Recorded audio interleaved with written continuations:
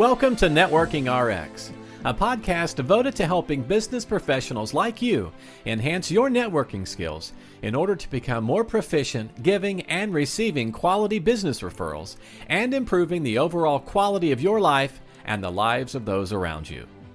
The Networking RX podcast is a production of AmSpirit Business Connections, an organization whose mission is to empower business success through networking. You know, I often tell you, if you've been around this podcast, there's certain concepts that come up over and over and over again. And I will share that often the best, most valuable thing we have to give to our network is the network itself. In other words, making introductions to people.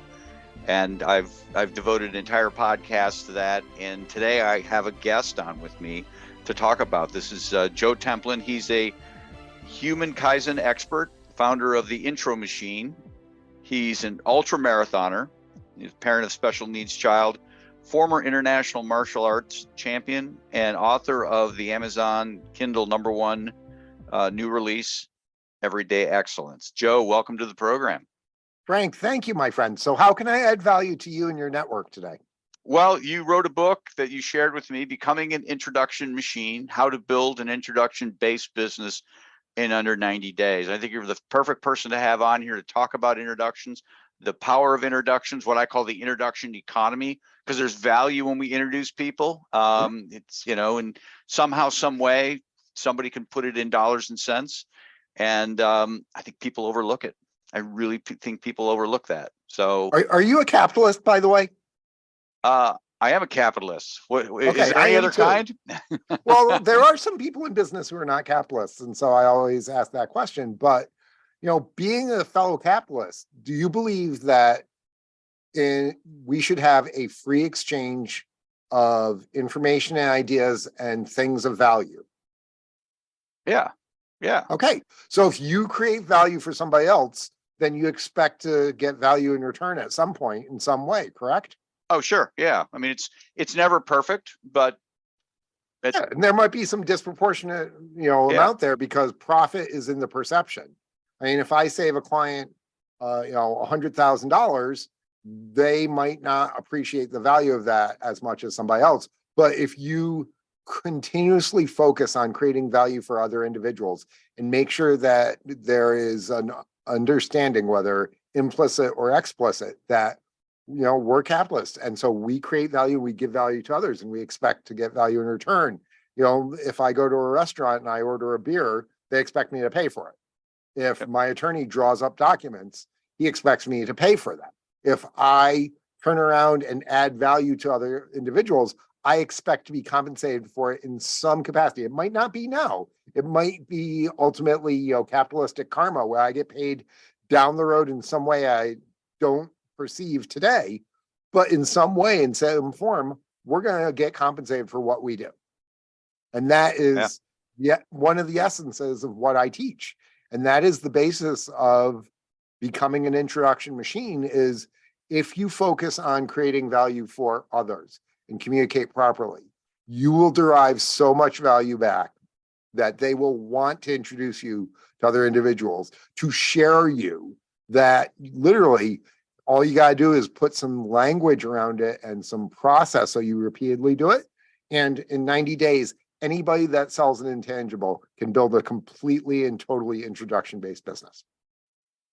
I agree. I recently did a LinkedIn Live, and actually there's a podcast episode that accompanies it. And I went through what I see are the 5 benefits of making introductions. One, it's free. Wait a minute, I got to write this down. All right. I'm writing. All right. It's free. That number, and I got to remember off the top of my head. Number 1, it's free. How I'm frozen. Have a sip of coffee. It'll help you think. No, I'm serious. That's a psychological trick. Oh, okay. Well, I don't know if I can do them in order, but I'll certainly get some. Hang on. It's not coffee, but so it's free. There's really no end to it because there's just lots and lots of people and every time you meet somebody new, that cycle starts all over again. You become perceived as a giver. You become perceived as this generous person. And then the fourth thing, and I'm getting them all, the fourth thing is that then people want to reciprocate, because most normal people you want in your life, they want to reciprocate, and they want to help us in return. And then the fifth thing, and you might be able to add to this list, but the fifth thing I see is as you make these introductions, good things happen, and you're kind of you have a front row seat to these good things. For example, I introduced somebody to help get them their book done. And then they came to me and said, hey, would you write this chapter in my book, or would you give me write a forward or something like that? It's like, yeah, heck yeah. Now, if I didn't make that connection, that opportunity never happens, and I never get my opportunity. So those are the benefits I see to introductions.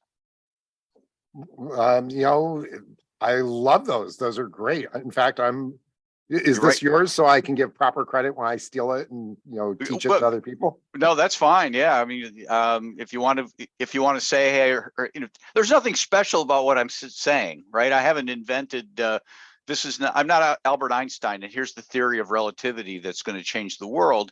I've just looked at it and kind of said, okay, I see a bigger picture here, but but it's wisdom, and wisdom is valuable. And right. So when we use our wisdom based on our experience and everything else to help individuals, that is where great value is being created. And something that to us might be a throwaway line might be the most valuable thing ever to somebody else. And I experience this in my coaching all the time. And they're like, repeat that. I'm like, what? I don't even remember what I said. But to them, it could resonate. It could literally be a life changer. And so that is one of the reasons why we should share these people in our network, because that one phrase that I turn could mean the difference in the world to somebody else. Or I brought somebody on one of my coaching calls yesterday, actually, who teaches some of the same things that I do, but totally different perspective. And I talked to some of the participants afterwards, and they're like, it was good to hear a different perspective. It was good to hear some of the same things in a different way. It was good to hear somebody who is like us, struggling with some of these things with their kids and all that sort of stuff. And it helped us.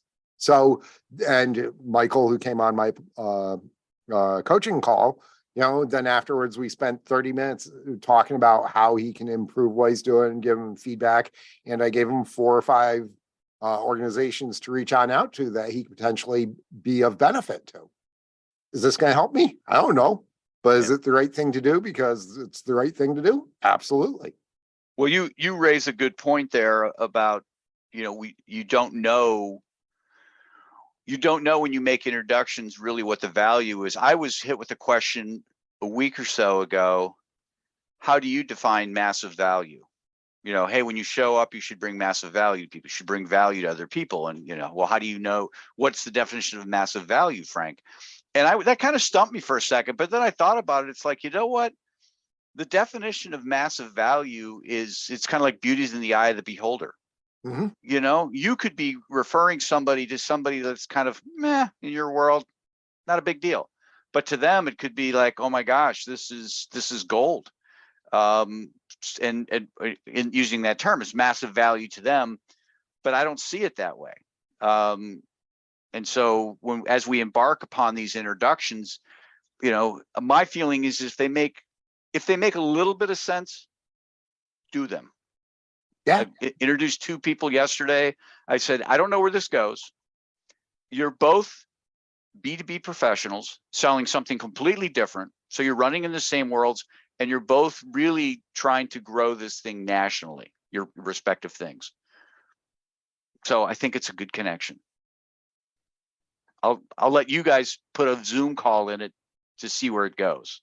But I know you're better off being connected than not being connected. So have at it. Exactly. And the way that, with that, what you were asking about with the massive value, again, we don't know how we're going to add value, but I do know that I do add value in every interaction that I have. And that's one of the focuses. So when I'm teaching financial advisors or other intangible salespeople how to build an introduction-based business, the core of it is, 1, tell the person that you work on an introductory basis and get that if-then statement out there. Just let it be known. If I create value, then I hope that you introduce me to other individuals, or you will introduce me to other individuals who could benefit. 2, add value. And that's where all your professional experience comes from. And that's also where your focus needs to be. If you read The Trusted Advisor by Green, Meister, etc., the basic trust factor formula has inverse proportionality to the self-orientation. And Dr. Stolk and I expanded upon this in a couple of our works and everything. But if you focus on filling that for them, if you focus on creating value for them, if you just give of your experience, of your knowledge, of your time to other individuals, as long as they are not horrible human beings, they're going to benefit tremendously. And as you said, they should reciprocate. And if you make it very clear, I'm going to create value for you, and they admit and point out what was valuable to them, then you have every right in the world to ask for introductions at that point. And this is where a lot of people who are in sales are like, oh, I won't ask for introductions till I sell them something because I haven't done anything valuable for them. If you're a brand new insurance agent and somebody goes and gets a will drawn up because you said, hey, you don't have a will, you need to do that, you just added massive value. Somebody changes the allocations in their retirement plan, they start contributing more so they get free money. You added all sorts of value, even though you're not getting financially compensated for it. I eat at a restaurant, I have a wonderful experience. You know what? I'm going to share that. And so create value, create disproportionate value, make it so that there's a big wow factor there beyond just what you are providing, whether it's a hamburger or financial advice or tax guidance or whatever. Create a wow factor well beyond that, and you will never have to worry about finding new clients. Yeah, this is such a great conversation. I recently had a conversation with a friend of mine, Tanya Scotisi. She's down in Miami. In fact, she just called me out of the blue. This was this morning, and she just said, I have somebody who's been asking me to meet therapists. And the person asking to meet therapists is in another kind of medical profession. I won't get into too many details because they might be listening. Who knows? I don't want to embarrass anybody. But Tanya introduced the person to a therapist and then followed up like we should do, following up, hey, how did it go? Were you able to connect with the therapist? And the person said, I Googled the person. I determined they're 90 miles away. So I decided I wasn't going to make the connection. I wasn't going to follow through on the introduction. And Tanya was just beside herself because she thinks like you and I do. It's like, what? Yeah, okay, she's 90 miles away. So what? It's look deeper into this. She might know a therapist in your town. She might be moving next. Who knows? She might, that therapist might have a secondary practice a block down from you. Right. Or have a client that's a block down or whatever. So you don't know. You need to make these contacts. And I find not more often than that, I encounter this from time to time, and it always just befuddles me where somebody, well, why do you think I should want to talk to this person? Well, a lot of that's closed mindset. I mean, Dr. Carol Dweck in her research showed that only about 40% of big people still have growth mindset. And I use the air quotes around big people since people can't see it. Because as a kid, we all have an open growth mindset. We're like, I can learn to ride a bike. I'm going to learn to tie my shoes. I'm going to learn to walk so I can climb up there and get the cookie jar. But the instant that, we're out of school, we forget about climbing to get the cookie jar. All the great cookies are way up in that jar, way up there. And you need to grow and adapt and overcome and be resilient to go find them. And the best cookies, normally you need to recruit somebody to help you. You need your older brother to help you, push the thing over, or you need your cousin to help, get you there. And so that mindset of the child that is, I'm going to achieve X, we lose. And it's very unfortunate because, as I said, all the great cookies, you need somebody else to help you get them. Yeah, no, this is great stuff. Now I want cookies. Yeah. Well, you're drinking coffee, so. Well, I'll just go get some Oreos. Yeah. And Oreos count as sandwiches because they've got, they literally are a sandwich, so they're not a dessert, in my opinion. Here's the other thing I've noticed with respect to introductions is that when I'm introduced to people, often the things that seem to make the most sense, that seem like the can't miss introductions, become horribly disappointing. Mm-hmm. And the people where it's like, okay, I'm not really sure, those are, I don't want to say hit it out of the park, but those are always kind of a pleasant surprise. It's because of the expectation gap associated with it. If we give somebody or we receive this is a great introduction, they're perfect for you, they're ready to buy, you can help them tremendously, the expectation's way up here. Yeah. Versus the ones with, hey, you know what? Call this guy, I don't really know if it's going to be a good fit or not. Or, right. You know what? You guys might like each other just because you're both Yankees fans and, small town kids. And all of a sudden it turns out that their small town is the next one over and you used to make fun of each other as kids and you have that connection. So when the expectation is low, if I'm only expecting a 2 out of it and it turns out to be, a 10, you know what? It's 5-fold of what was expected. But if I'm expecting a 10, even if I come in at a 9, guess what? I'm a little disappointed. So part of this is to have very low expectations of everything.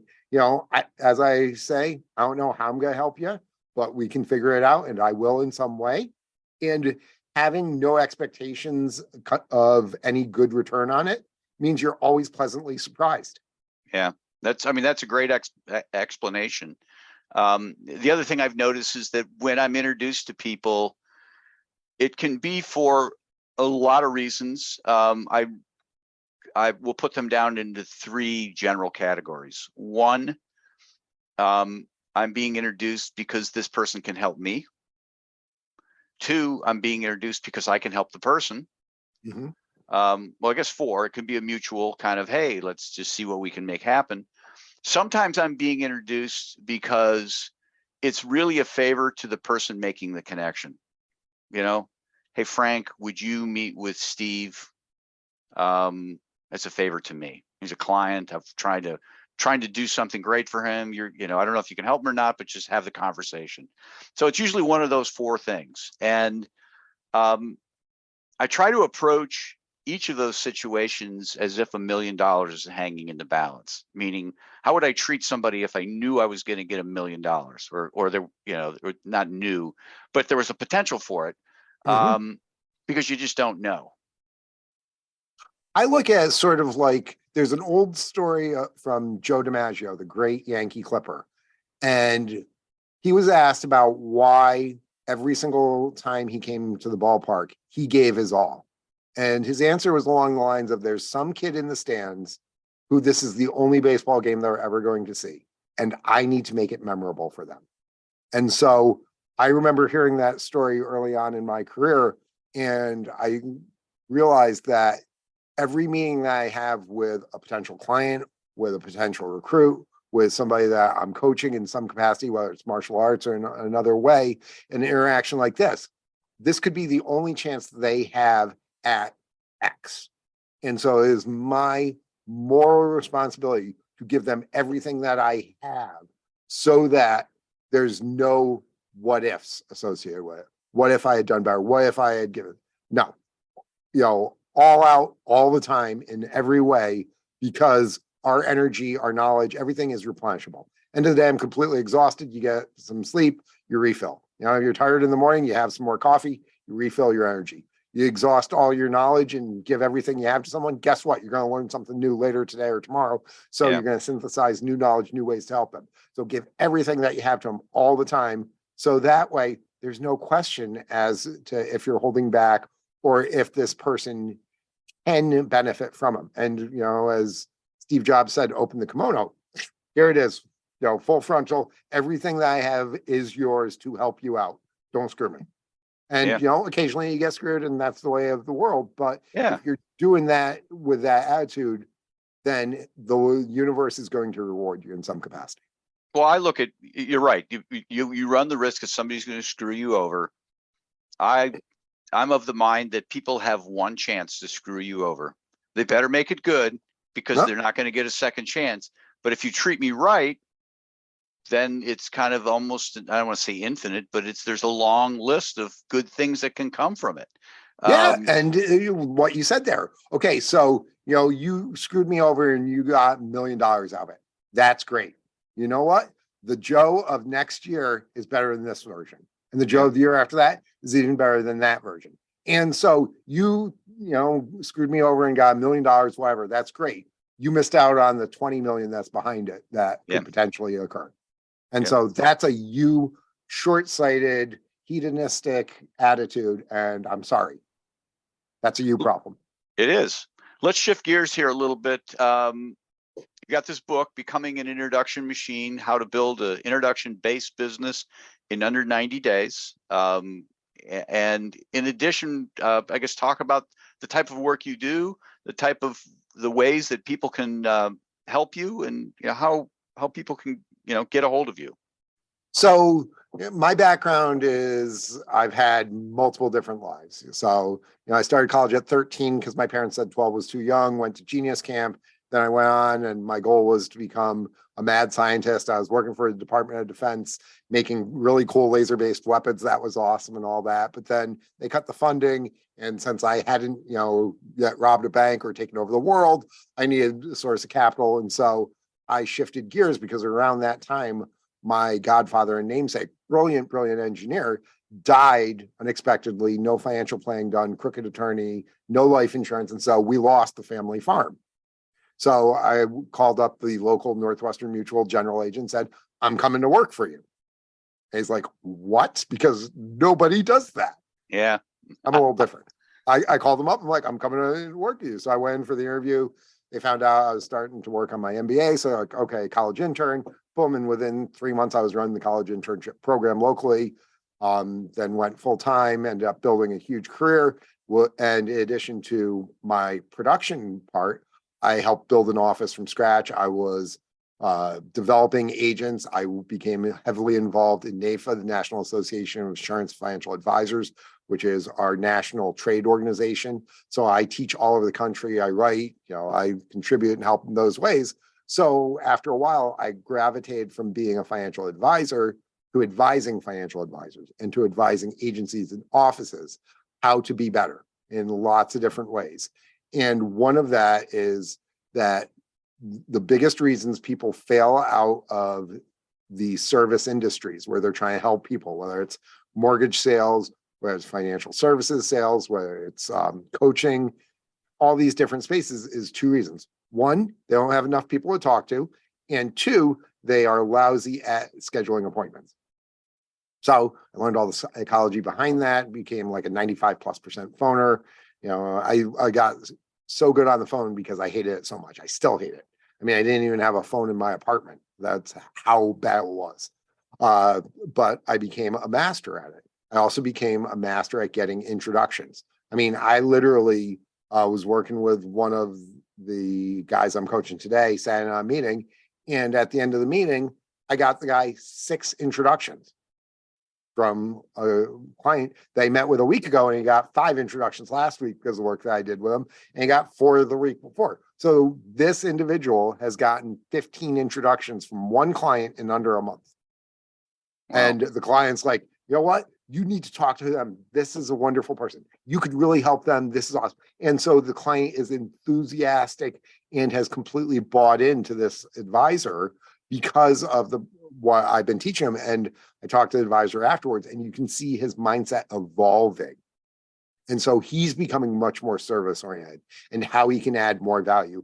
And when he does that, he's going to get more and more introductions. And he then builds a reputation of service orientation. And I have always had a saying, you're in the financial services industry. If you don't provide service, you don't deserve the finances associated with it. But having this new mindset, this individual is going to then add so much more value. And the side effect of that is that he's going to be financially successful too. Well, it's my way of thinking is that once you learn these skills, there's no coming back, right? I mean, there's no unlearning it. You're improved. It's going to continue on forever. It's not. Was it that the Supreme Court justice said a mind once expanded to a new idea can never retreat to its previous constraints? Yeah, I mean, it's just that's once you're good at small talk, Once you're good at introducing people, once you're good at whatever, it doesn't go away. It's not like being in shape or something like that where you don't exercise it, you lose it. It's just pretty much always there. But you still retain that muscle memory in a lot of capacities, and it's easier to get back in shape once you've been there. So even if you're out of that space for a year, 5 years, it's literally you walk back in and you're like, oh, here, let me help you. Boom. And I want to say lapse back into that because it's a good sort of lapse. You're falling to the level of your training, and your training is I help other people. Great. Best way to get a hold of you, Joe? Best way is probably through the website or on LinkedIn. So the website is everyday-excellence.com. That's everyday-excellence.com. And that's a resource. There's all sorts of free resources up there. It has links to my YouTube channels. Every day there's a blog. It's got the podcasts go up there, so you'll be able to find this. So it's, a resource to help other people get better on a regular basis. Okay, great. Well, thanks for your time today. Frank, this has been an absolute blast. Thank you for allowing me to help your people out. Be excellent and grow today. Thanks for joining us on the Networking RX podcast. Please put what you've learned into action today and let us know if you have questions, comments, or ideas for future topics. You can email them to us at podcast@amspirit.com. That's AMSPIRIT.com. Finally, so you never miss an episode, be sure to subscribe to the Networking RX podcast through iTunes, Overcast, or however you receive your podcasts. Now get out and network with someone. The Networking RX podcast is the copyright production of AmSpirit Business Connection. All rights reserved.